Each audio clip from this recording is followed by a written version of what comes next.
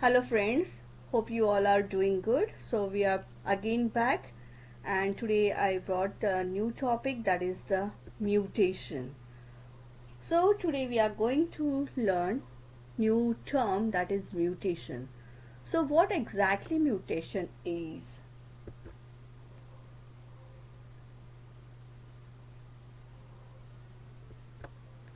Here you can see a picture, a parent and a child. So till today we were learning that heredity, what is heredity? Heredity यानी क्या है?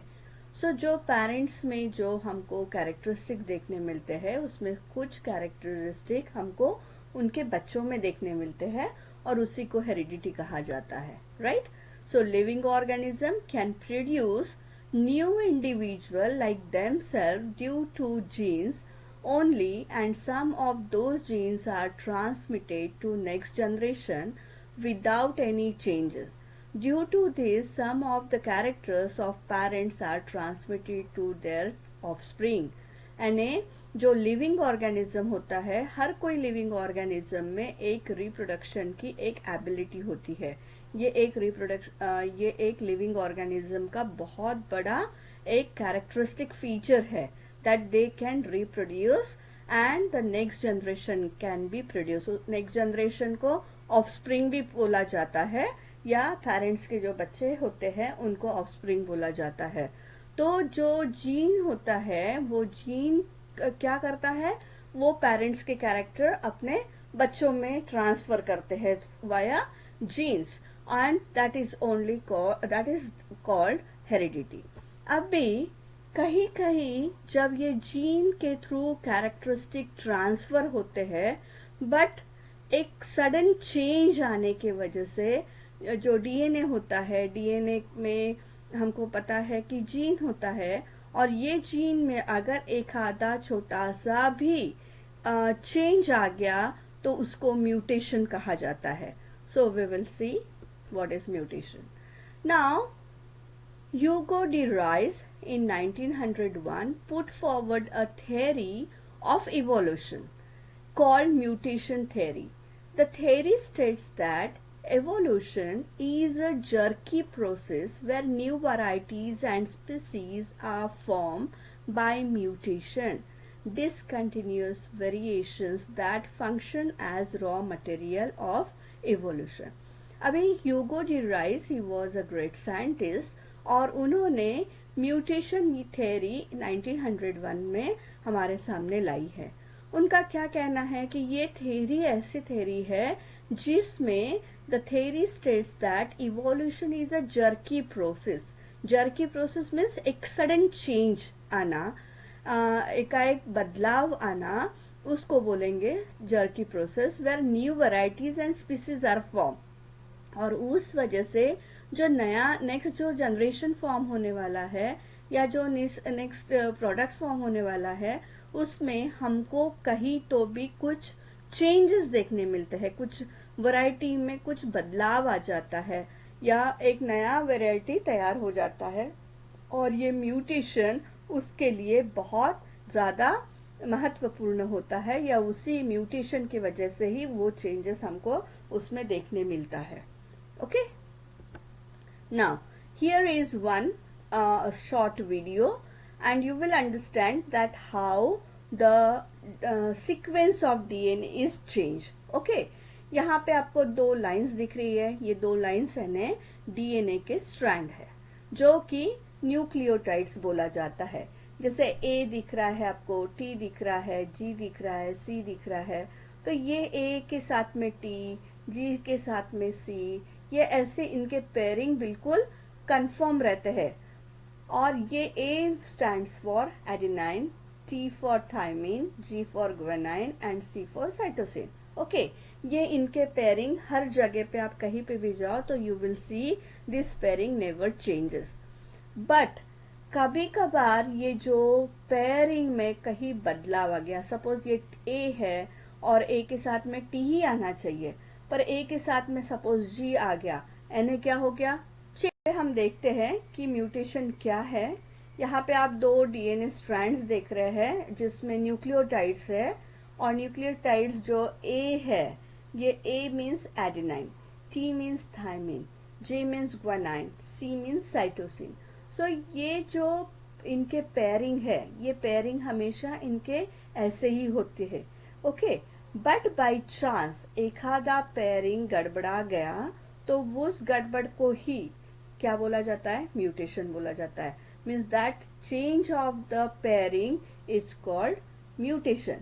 सो mutation are of two types, एक substitute है और एक deletion mutation है.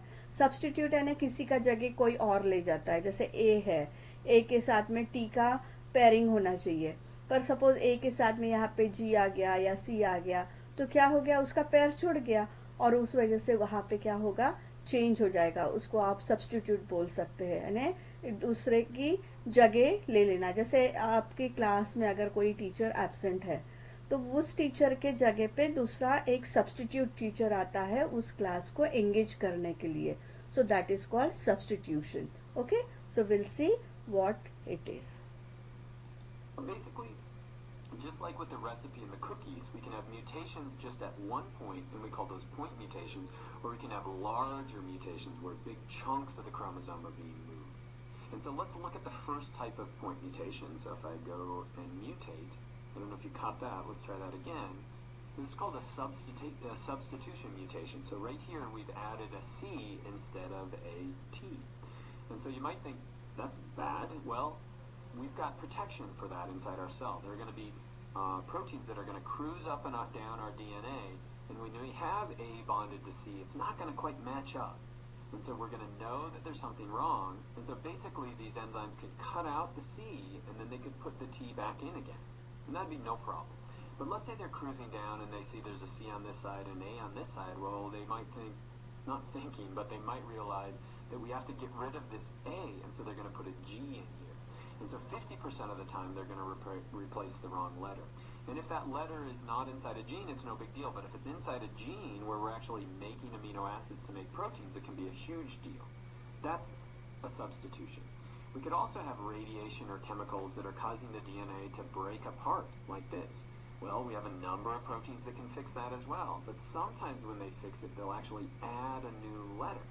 And so this strand you can see is totally fine, but now we've added this new letter here. When this cell replicates, when it makes a copy of itself, this strand is now going to have an extra letter in it. And what that could do is it could shift all the letters over, and that could screw up the whole protein. But if we look at our DNA again, what's another?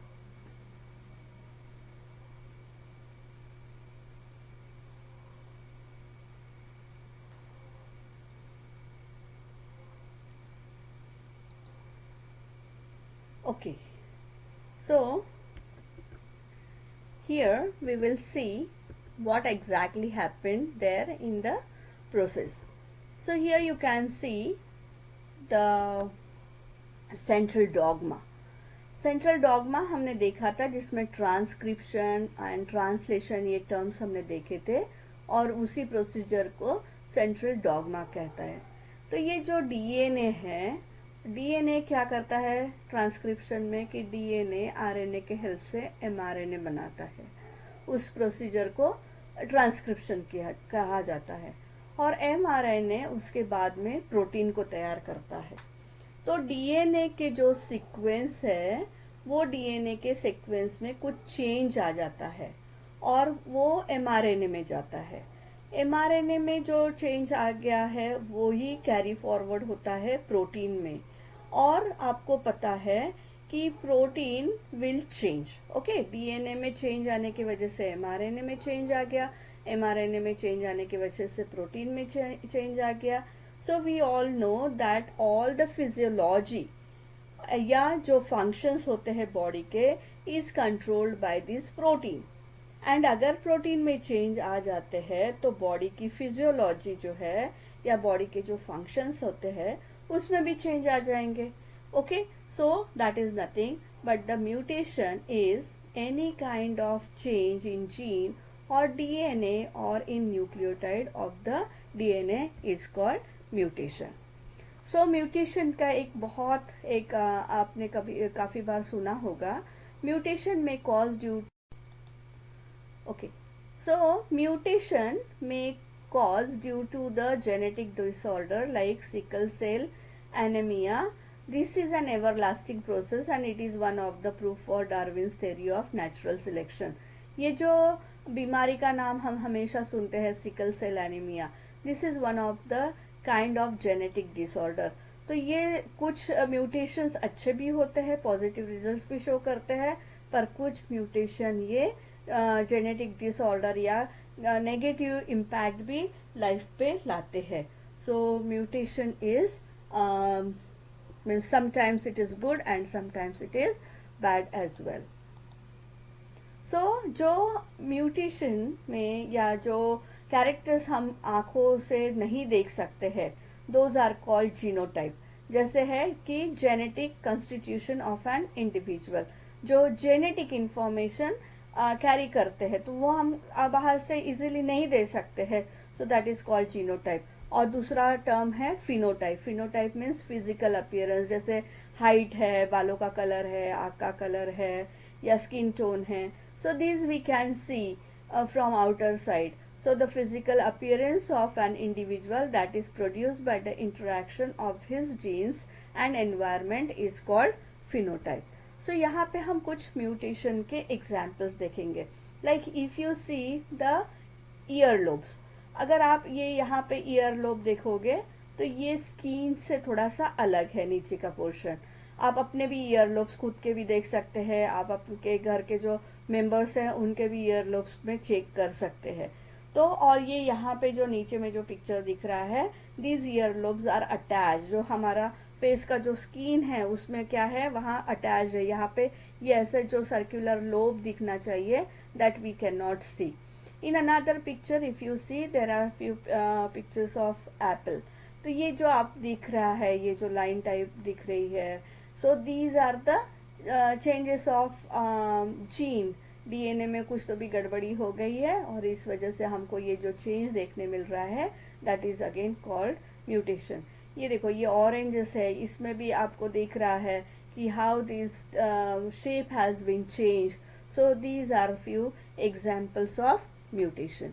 Hope you have understood.